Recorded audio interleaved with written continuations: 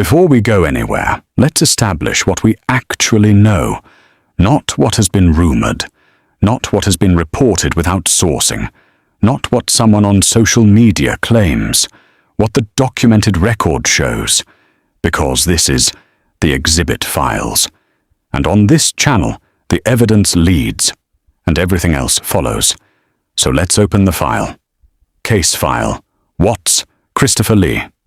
Daube, May 16th, 1985. Frederick, Colorado. Crime: 3 counts of first-degree murder, 1 count of unlawful termination of pregnancy, 2 counts of tampering with a deceased human body. Victims: Shanann Watts, 34, 15 weeks pregnant. Bella Watts, 4. Celeste Watts, 3. Unborn son.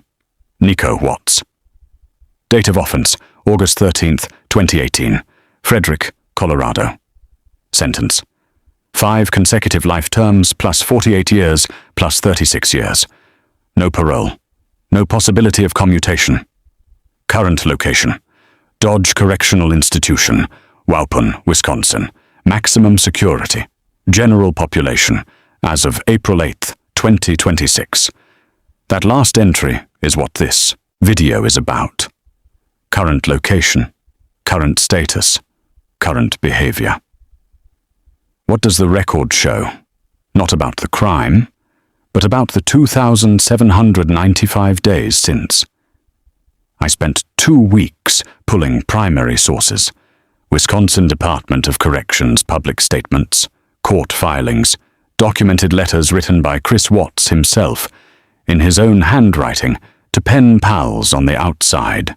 A 2024 on-record interview with his former cellmate, Dylan Tallman, published by the Daily Mail, reporting from People magazine, Inside Edition, News Nation, and the clinical analysis of forensic psychologists who study family annihilators professionally.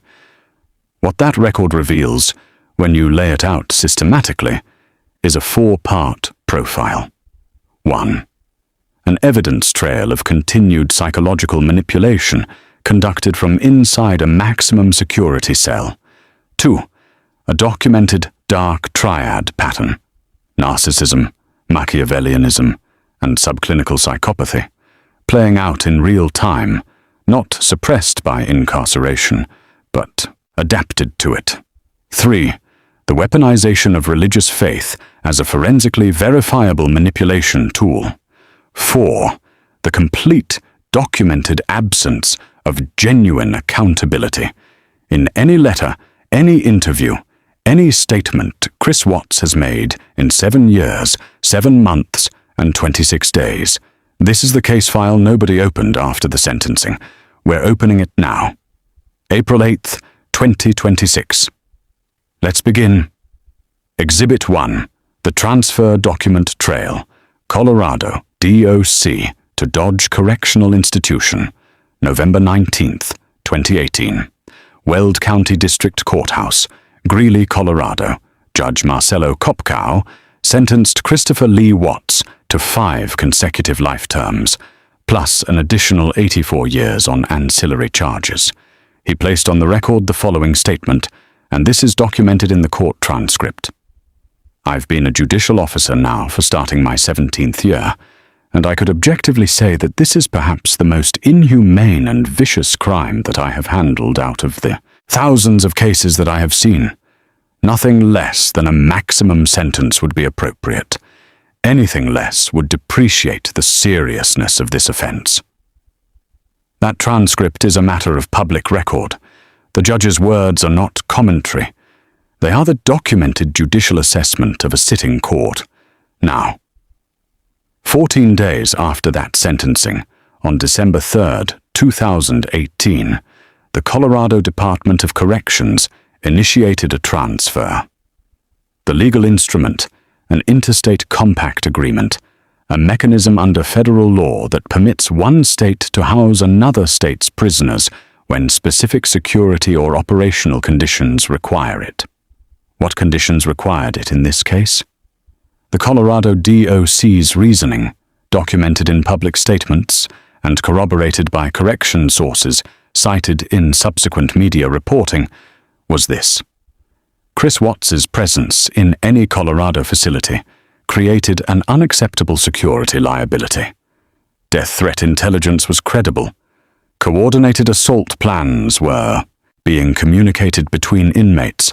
The risk to Watts, to staff, and to the facility itself was assessed as too high to manage inside the state. The decision was not made for Chris Watts's benefit. It was made for Colorado's. December 5th, 2018. Watts arrived at Dodge Correctional Institution, Waupun, Wisconsin, County Dodge, State of Wisconsin, a maximum security facility that has been operating since 1851, one of the oldest prisons in the state. Population, approximately 1,000 inmates. Verified. Wisconsin DOC public records confirm Watts's arrival and current housing at Dodge CI. Housing status, general population, not protective custody. Confirmed in a 2024 Wisconsin DOC statement to People magazine. That second point, general population, not protective custody, is the first significant finding in this case file. And to understand why it matters, you need to understand how prison social structure operates. In every maximum security facility, there is an informal but rigidly enforced moral hierarchy among the inmate population. At the top, organized crime figures, respected lifers, gang leadership. In the middle, the majority of the population. At the absolute bottom, by near universal consensus, men who harm children, specifically their own. Chris Watts murdered Bella Watts, age 4. He murdered Celeste Watts, age 3. He stuffed their bodies into 8-inch openings on crude oil tanks. The men in Dodge Correctional Institution know this. Every one of them who has a daughter knows this. The question the record must answer: how has a man convicted of murdering his own children survived 7 years, 7 months, and 26 days in general population at a maximum security facility without documented incident? The answer to that question is Exhibit 2, Behavioral Profile in Custody. Source: Dylan Tallman, interview, Daily Mail, 2024, at Worcester, Wisconsin, DOC statements. Dylan Tallman was Chris Watts's cellmate at Dodge Correctional Institution. In 2024, he gave an on-record interview to the Daily Mail, the most detailed primary account of Watts's behavior behind bars published to date. Tallman is a named source. His account is on record. This is not anonymous. This is documented.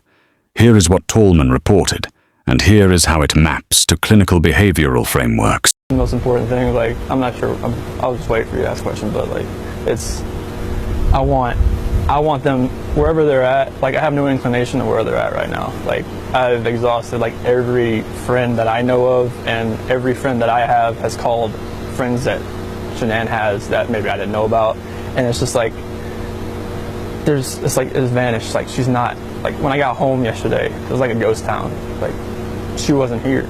Kids weren't here. I have no idea, like, where they went.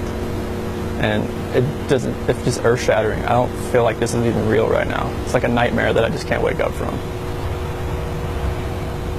Chris, when did you learn that they weren't here? Like, well, I had texted her a few times and called her. I didn't get a response, which that was a little off. And then her friend Nicole showed up about a little afternoon. I could see it on the doorbell camera. And I was like, hey, what's going on? She's like, I can't get a hold of Shanann. And that's when I was just like, all right, something's not right. If she's not answering the door, and she said the car was here, it's like, I gotta go home.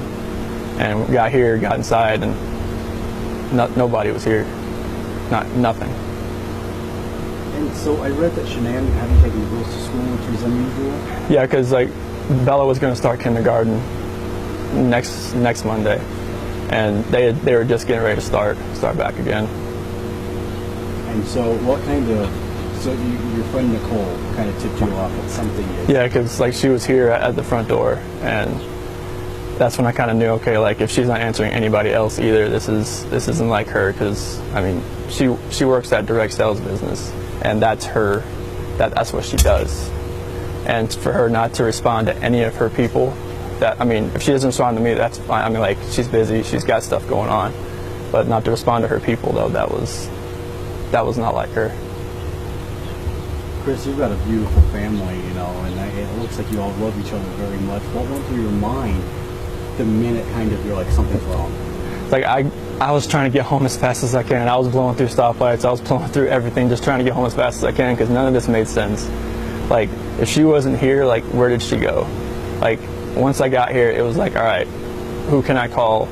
Who do I know that she could be with right now? If she went to a friend's house, where could she be staying? And we went through everybody. I mean, just everything in my contact list and her friend's contact list, and nothing has come up. Everybody has said, like, they haven't heard from her either. I'm just hoping right now that she's somewhere safe, and maybe she's there. But right now it's just like, if she's vanished, like, I want her back so bad. I want those kids back so bad. You know, I wanted to ask you a little bit about the hard part. Your first thought is, where are they? I want them back. Your second thought is, you know, your friends were telling us, and we kind of heard. Behavioral pattern. 1. Strategic invisibility. According to Tallman, Watts keeps his head down.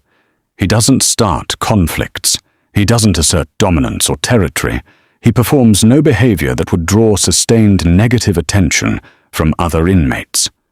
In behavioral terms, this is a classic survival adaptation for a low-status inmate in a hostile environment. It is not evidence of remorse. It is not evidence of rehabilitation. It is threat management. The psychology. Remove yourself as a target by removing yourself as a presence. Work assignment. Custodian.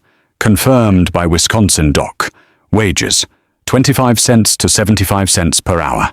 Estimated monthly income, approximately $80. Daily routine, morning count 5:30 to 6 a.m.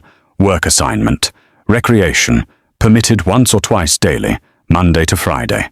Phone access, outbound, monitored and recorded. Bible study, evening count. Nothing in that routine is remarkable for a maximum security inmate. The routine itself is not the story.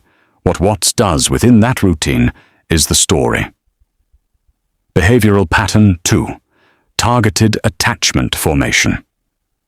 This is where Tallman's account becomes forensically significant. He will talk to a girl, and she becomes his everything really fast. He becomes obsessed with a woman, and she becomes all he can think of, and he'll do whatever they ask him to do. Read that statement carefully, because it is not simply a description of loneliness or the natural desire for human connection during incarceration. It is a description of a specific, identifiable psychological pattern.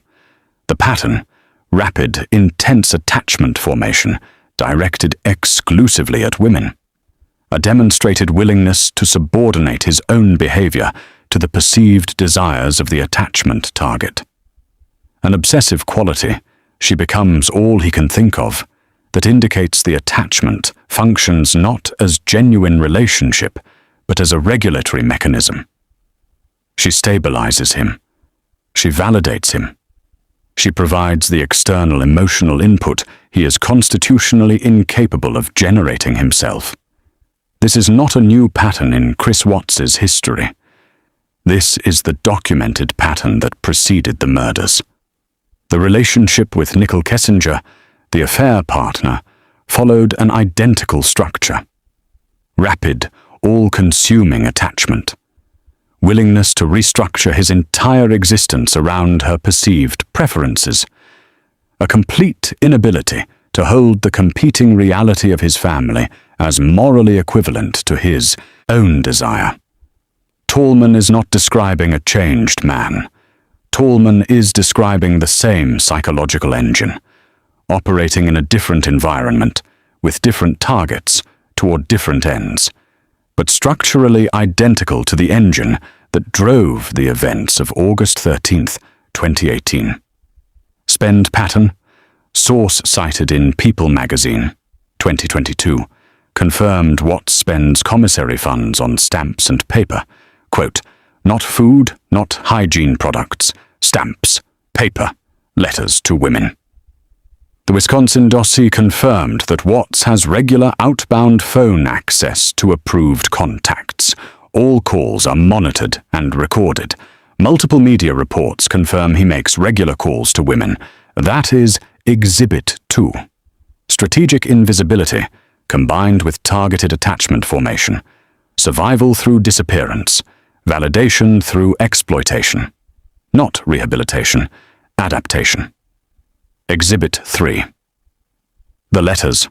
Primary source. Handwritten correspondence by Christopher Lee Watts, 2020 to 2025. This is the densest section. Methodical. Let each document breathe. The most significant primary evidence in this case file is not from corrections officers or psychologists. It is from Chris Watts himself. Watts has been writing letters, handwritten, sent from Dodge, CY, to multiple women since at least 2020. Several of those letters have entered the public record, published in full or in substantial excerpt by the Daily Mail, News Nation, Inside Edition, and People magazine. They have been reviewed by investigators and by the media organizations that published them. They constitute the most direct evidence available of Chris Watts's psychological state, his self-narrative, and his ongoing manipulation tactics. We are going to go through them systematically. Document 3A.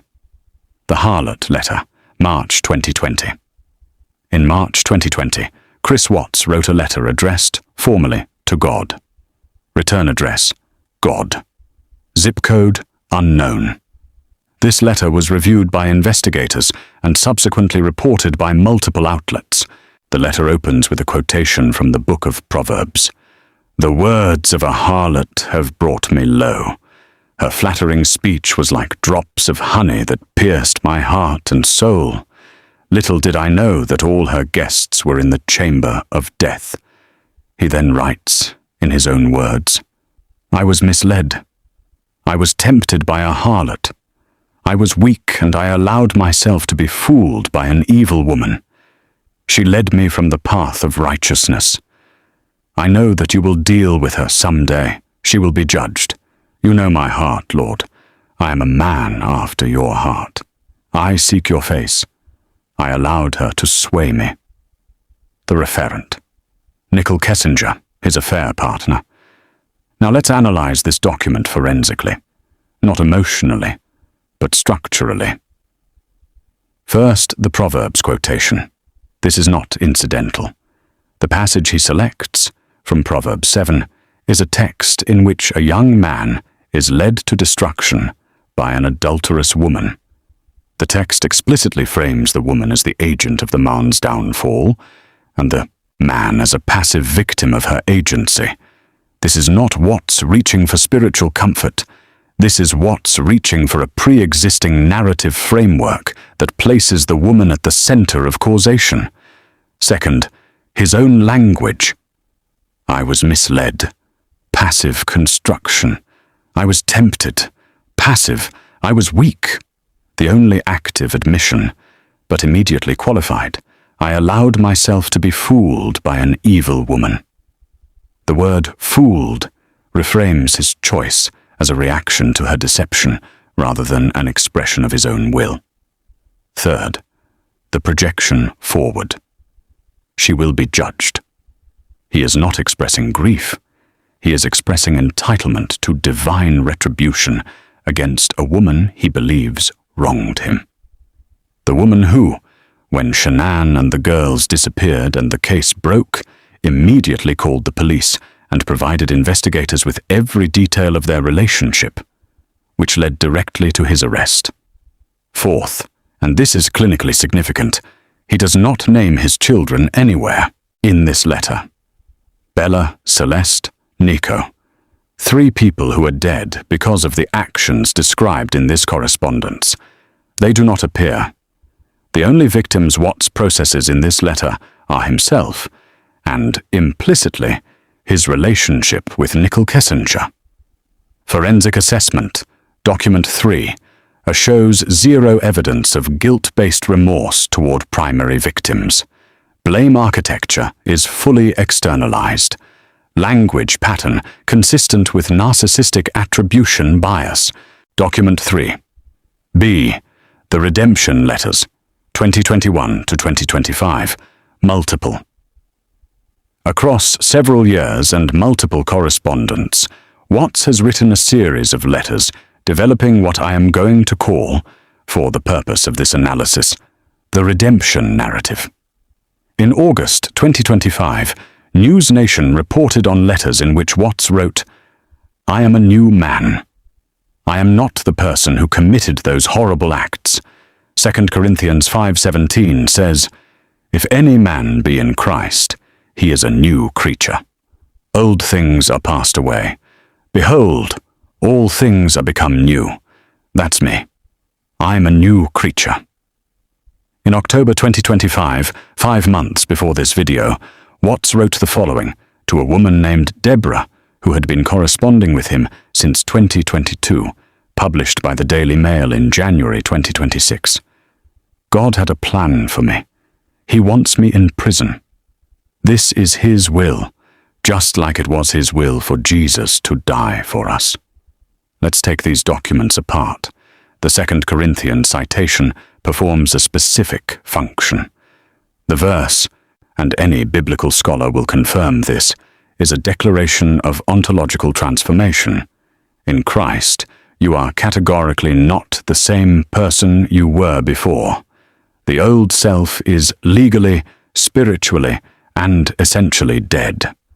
Watts is deploying this verse to argue that the man who murdered Shanann, Bella, and Celeste no longer exists. He, the new creature, cannot be held responsible for what the old creature did, because the old creature is, by scriptural definition, gone. This is not theology. This is forensic evasion dressed in the language of theology. The Jesus comparison in the October 2025 letter is, from an analytical standpoint, one of the most significant documents in this entire case file. It tells us something precise about how Chris Watts has constructed his self-concept in captivity. He is not comparing himself to a sinner redeemed by Christ. He is comparing himself to Christ. His imprisonment is positioned as analogous to the crucifixion, divinely willed suffering, endured by a man chosen by God for a purpose the world cannot yet understand. This is grandiosity operating at a clinical level. This is the narcissistic injury of incarceration, the total loss of control, autonomy, and social status, being metabolized not into remorse, but into a reinflated self-narrative in which Watts is not a convicted killer. He is a man of God, suffering as the righteous suffer, enduring what God ordained. Forensic assessment. Documents 3. B-series demonstrate the redemption narrative as a structured psychological defense. Function: to dissolve accountability by replacing the acting self with a transformed self. The transformation is asserted through scripture, rather than evidenced through behavioral change. Document 3C, Confessions to Pen Pals, 2020 to 2021. This is the document set that received the least analytical attention when it was first reported, and it may be the most revealing of all.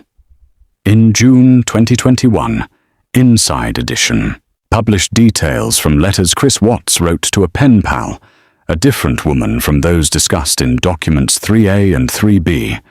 These letters contained confessions Watts had never made to the FBI, never entered into his guilty plea, and never stated in any courtroom.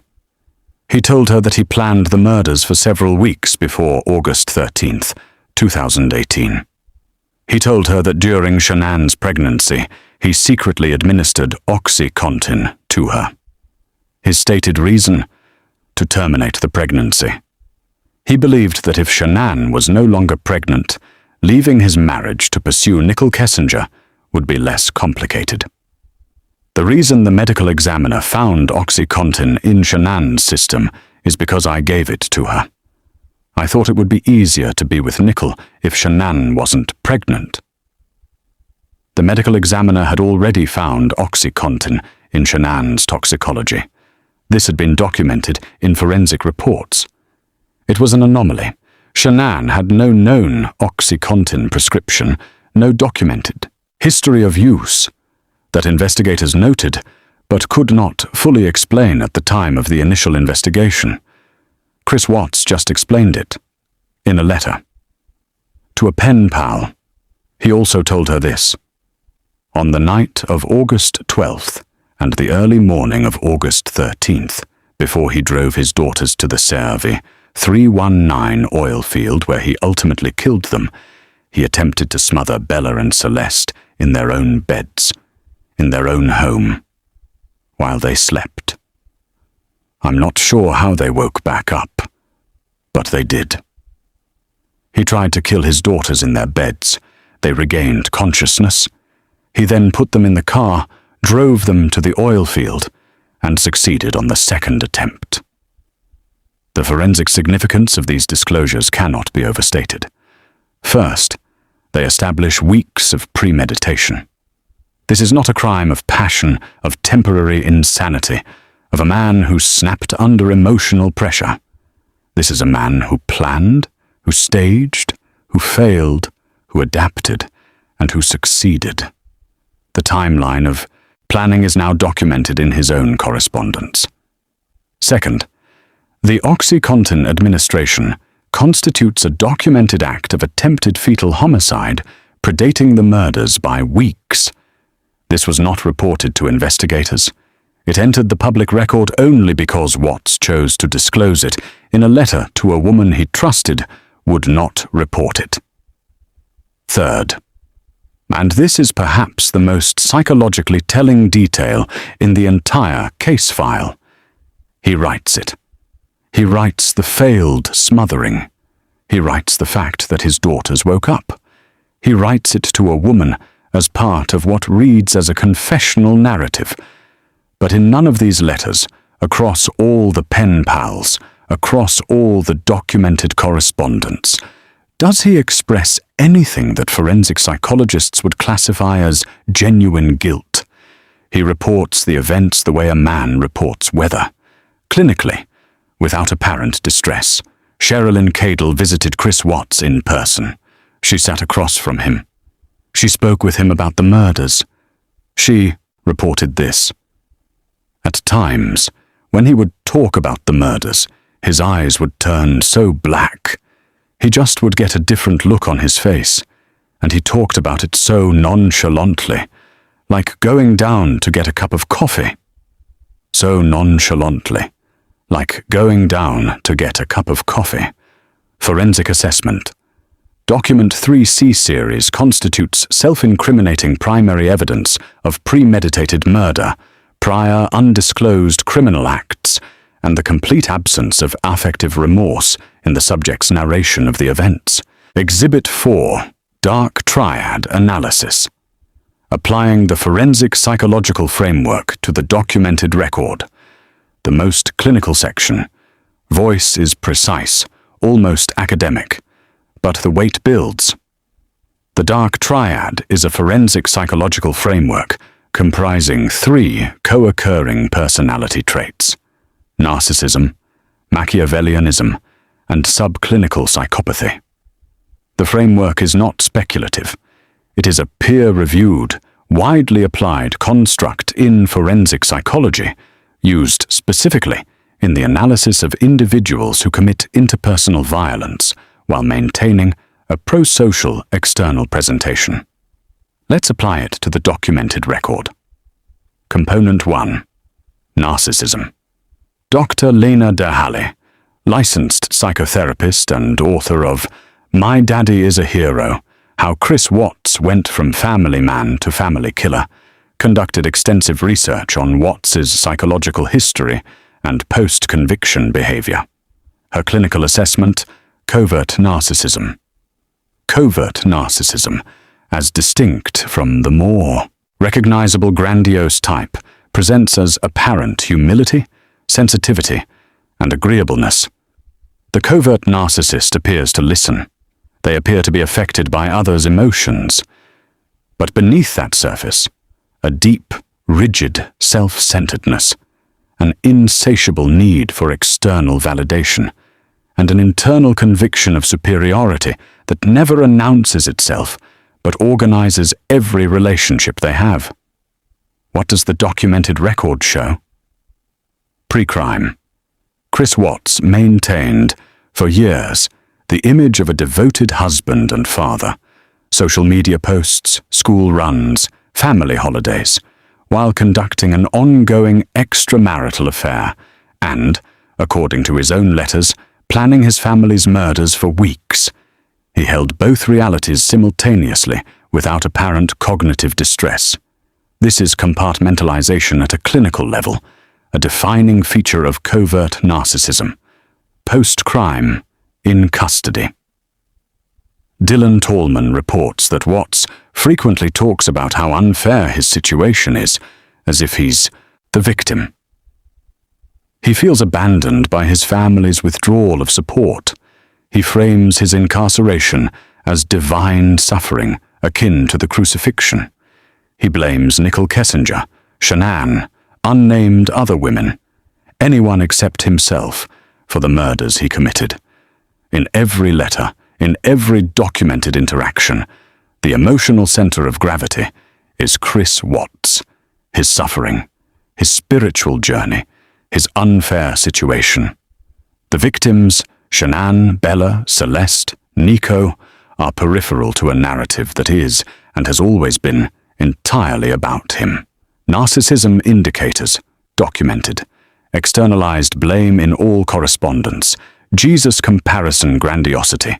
Victimhood framing. Zero documented instances of unprompted victim-centered grief expression. Component 2. Machiavellianism. Machiavellianism, in the dark triad framework, refers to a calculated, strategic approach to interpersonal relationships. The use of others as instruments toward desired ends, with full awareness of the manipulation being performed. The documented evidence. Tallman's account of the pen-pal relationships is the primary exhibit. Watts does not form random attachments. He identifies women who write to him, assesses their emotional investment, builds intimacy strategically. Letters, phone calls, confessions designed to make the recipient feel uniquely trusted, and then leverages that investment to extract what he needs: validation, financial support through commissary deposits, and the maintenance of his own self-narrative. The push-pull dynamic documented in the Deborah correspondence is textbook Machiavellian relationship management. Build emotional intimacy over months or years, then withdraw, citing divine will, God's plan, a higher calling, to increase the recipient's investment and keep the correspondence active. This is not an instinctive response to loneliness. It is a strategy. The stamps and paper budget, confirmed by a prison source to People magazine, is the operational budget of that strategy. The weaponization of religion within this framework is particularly significant. By deploying scripture, Watts surrounds his manipulation with an ethical architecture that is extremely difficult for the recipient to challenge. You cannot argue with God's plan. You cannot question a man who is seeking God's face. The religious framing neutralizes resistance and elevates Watts to a moral position from which his self-serving behavior cannot be easily critiqued. Machiavellianism indicators, documented. Strategic relationship building with multiple women simultaneously. Documented financial extraction via commissary. Push-pull manipulation, confirmed in Deborah correspondence. religious language deployed as manipulation framework. Component 3, subclinical psychopathy. Subclinical psychopathy refers to psychopathic traits: reduced affective empathy, shallow emotional processing, absence of authentic guilt. Below the clinical threshold of a formal psychopathy diagnosis, but still measurably present and behaviorally significant. The documented evidence here is the Cadell account, his effect when discussing the murders, so nonchalantly, like going down to get a cup of coffee, is, in clinical terms, a description of affective blunting. The emotional response one would expect a person with intact empathy to have when discussing the deaths of their children and pregnant wife is not present. What Cadell observed instead was neutral affect, factual delivery, the absence of distress. This is consistent with the absence of remorse across all documented correspondence. In 2,795 days of letters, phone calls, and in-person visits, there is no documented instance of Chris Watts expressing unprompted, sustained, victim-centered grief. Grief for Shanann, for Bella, for Celeste, for Nico, without that expression being immediately reframed around himself, his spiritual journey, or his sense of having been wronged. Psychopathy indicators, documented. Affective blunting when discussing victims' deaths, Cadell account. Absence of victim-centered remorse across documented correspondence. Nonchalant self-disclosure of attempted child murders in pen pal letters. Synthesis. What the Dark Triad framework shows, when applied to the documented record, is this. The psychological architecture that produced the murders of August 13th, 2018, is intact. It has not been disrupted by incarceration. It has not been reformed by religion. It has been adapted. The expression has changed to fit the environment. The targets have changed because the original targets are dead. But the underlying structure is the same. The same man who planned his family's murders for weeks, who administered OxyContin to his pregnant wife to end her pregnancy, who tried to smother his children in their beds and failed and simply tried again at a different location. That man is writing letters from Dodge Correctional Institution. He is deploying the same psychological tools on different women, toward different operational ends. But the mechanism is identical. Exhibit 5, the faith architecture. Religion as forensic tool, documentation and analysis. This exhibit requires a methodological note. Faith, genuine religious conversion, sincere spiritual transformation, is a documented phenomenon in correctional environments. Longitudinal studies on incarcerated populations have found measurable correlations between authentic religious engagement and reduced recidivism, improved prosocial behavior, and genuine psychological change. Faith can be real. Conversion can be real. The question this exhibit is not answering is whether God can change a person. The question this exhibit is answering is, what does the documented record tell us about whether Chris Watts's expressed faith reflects genuine transformation, or whether it is a tool deployed within the larger manipulation framework we have already established? The answer is in the documents. Genuine religious transformation in a convicted criminal is characterized, across the literature, by several consistent markers. Full acceptance of responsibility, not just for the act, but for the choices that preceded it. Victim-centered grief, not grief filtered through self-narrative, but sustained attention to the harm caused to specific other people. Behavioral change that persists in the absence of an audience, and a reduction, not an escalation, of self-aggrandizement. Now let's check the Watts correspondence against each of those markers. Full acceptance of responsibility, not documented. In every letter across the documented record, Watts attributes causation to external agents. Nicole Kessinger, Shanann's domineering personality, unnamed other women, weakness instilled in him by others. His own agency in the planning and execution of 4 murders appears nowhere in his faith-based correspondence as the primary causal factor. Victim-centered grief, not documented. References to Shanann, Bella, Celeste, and Nico in the correspondence are peripheral to the primary self-narrative. The photographs of the victims taped to his cell wall, confirmed by the Wisconsin DOC, are cited by Tallman not as evidence of grief, but as props within the performance of grief, used to maintain the image of a bereaved husband and father rather than the man who caused their deaths. Behavioral change in the absence of an audience, unverifiable from outside the institution. But what is verifiable is this: the same manipulation tactics documented in his pen pal relationships are operating continuously across multiple correspondence over multiple years. That is not the reduction in self-serving behavior consistent with genuine transformation. Reduction in self-aggrandizement. The opposite has occurred.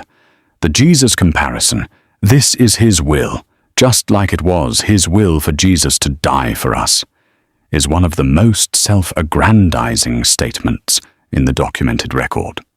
Comparing one's prison sentence to the crucifixion of Christ is not evidence of humility. It is evidence of grandiosity wearing the costume of humility. Here is what the record shows. Chris Watts attends Bible study. This is documented and confirmed by the Wisconsin DOC.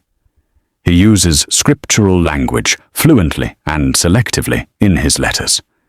He frames his entire prison experience in religious terms, and every single application of that religious framework in his documented correspondence serves one consistent function: to reduce his culpability, to position himself as a man chosen by God, and to make himself a more compelling correspondent to the women he is writing to.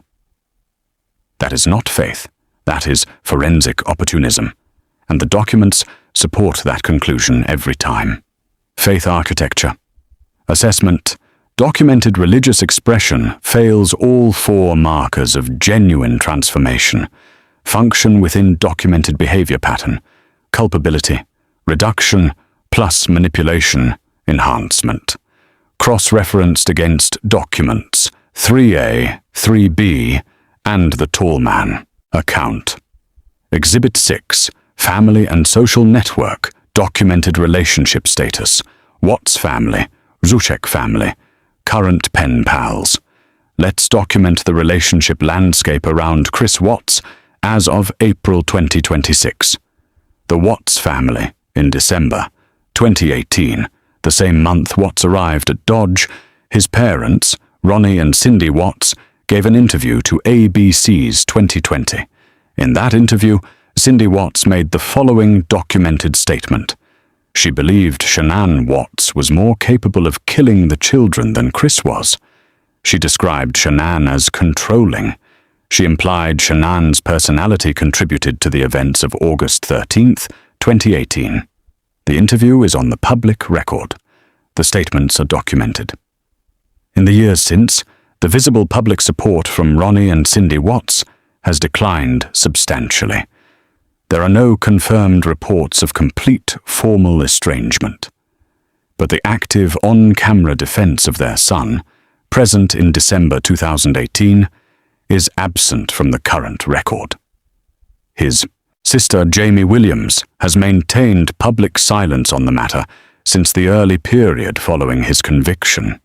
Dylan Tallman reported that Chris Watts is aware of this withdrawal, and his documented response to it is revealing. Tallman. Chris frequently talks about how unfair his situation is, as if he's the victim. He feels abandoned, not responsible. Abandoned. The Ruchek family, Shanann's parents, Frank and Sandra Ruchek, have maintained a clear and documented position since sentencing. They want no contact with Chris Watts. Frank Zuchek's statement following the sentencing is on the public record. I just want him to suffer the consequences of what he did. I don't want him to die. I want him to spend his life in prison thinking about what he did every single day.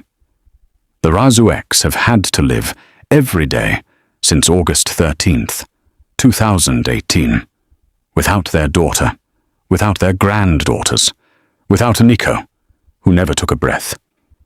They have done that while Chris Watts writes letters comparing himself to Jesus Christ. Active Pen Pal Network, People Magazine, 2022, citing a source inside the facility. Multiple women are corresponding with Watts. Some send photographs, some send money. The source confirmed Watts responds to all of them. Tallman's account confirms this is not passive or incidental. Watts maintains these relationships actively, strategically, and simultaneously across multiple correspondents. Why do women write to convicted murderers? The forensic literature is well established on this. The phenomenon, documented as hybristophilia in clinical literature, describes sexual or romantic attraction to individuals convicted of violent crimes. The drivers are varied: belief in the ability to rehabilitate a dangerous man, attraction to notoriety, the safety of a relationship with someone who cannot physically access you, the fulfillment of a caretaking impulse, processing of personal trauma through proximity to documented violence. These are human responses. They are not evidence of pathology in the women who experience them. What is documented evidence of pathology is what Watts does with them. He identifies the vulnerability. He maps it precisely. He gives each woman what she needs to stay invested, and he keeps multiple simultaneously active. Relationship status summary. Family support, substantially diminished. Victim family, no contact, documented. Active Pen Pal Network, confirmed by multiple sources, ongoing as of 2025 to 2026. What the record shows, April 8th, 2026. We opened this case file with 4 questions. 1. Is there documented evidence of continued psychological manipulation conducted from inside Dodge Correctional Institution? Yes. It is documented in primary correspondence, corroborated by a named source, confirmed by commissary spending patterns, and consistent across multiple years and multiple correspondents. 2. Does the documented record show a dark triad pattern, narcissism, Machiavellianism, subclinical psychopathy, persisting into the incarceration period? Yes. Every component is traceable in the primary evidence. The pattern has adapted to the prison environment. It has not been dismantled or interrupted by it. 3. Is religious faith being weaponized as a forensic tool within the manipulation framework? Yes. The documentary evidence does not support a finding of genuine transformation across any of the established clinical markers. The documented function of Watts's religious expression is culpability reduction and manipulation enhancement. 4. Is there any documented evidence anywhere in 2,795 days of correspondence, behavior, and observation that Chris Watts has taken full, unqualified, victim-centered accountability for what he did on August 13th, 2018? No. None. Not once. Chris Watts is 40 years old. He arrived at Dodge at 33. If he lives to average life expectancy, he has approximately 36 years remaining in that building. In those 36 years, the Wisconsin Department of Corrections will continue to document his housing status, his work assignments, his disciplinary record. His letters will continue to be written. Some women will continue to read them. The stamps and paper budget will continue to be spent. And in that cell, above the bunk where he sleeps, the photographs will remain. 3 faces. A family. Confirmed by the Wisconsin DOC as legally permitted property. confirmed by Dylan Tallman as elements of a performance rather than a private act of grief. Shanann Watts was 34 years old. Bella was 4. Celeste was 3. Nico was 15 weeks. They did not get 36 more years. They did not get 36 more days. They got August 13th, 2018. And they got Chris Watts. That is what the record shows. That is what it will always show. Case file. Open.